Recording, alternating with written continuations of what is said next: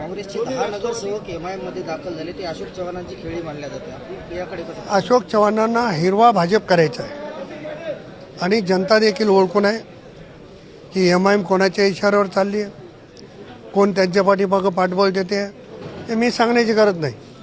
देगलूर नाका भागातून अनेक सहकाऱ्यांचे मला फोन आले, हमारे इधर भी अभी हरा भाजप बढ़ रहा है.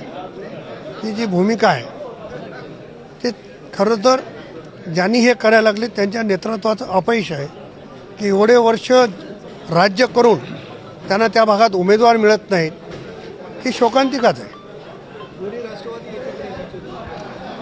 दोन्ही राष्ट्रवादी एकत्र येण्याची चिन्ह आहेत.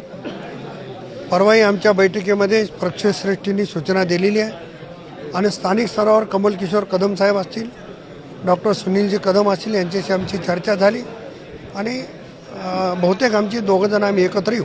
नव्याने उद्या राष्ट्रवादीचे यादी कधी? आता उद्या सुट्टी आहे, आज काय घडामोडी होतात ते बघू. आम्ही उद्या, आमची तयारी आहे, पण आम्ही उद्या जाहीर करण्याच्या मनस्थितीत आहोत. नाही, आज आमची शिवसेनेच्या सोबत बैठक होईल, त्यांच्यासोबत युती झाली तर त्यांच्यासोबत करू. आमचे अध्यक्ष वंचितच्या मंडळीला जाऊन भेटले, वंचितच्या मंडळीने हात पुढे केला तर त्यांच्यासोबत बसू आणि शरद पवार साहेबांची राष्ट्रवादी आणि दादांची राष्ट्रवादी एकत्र येईल.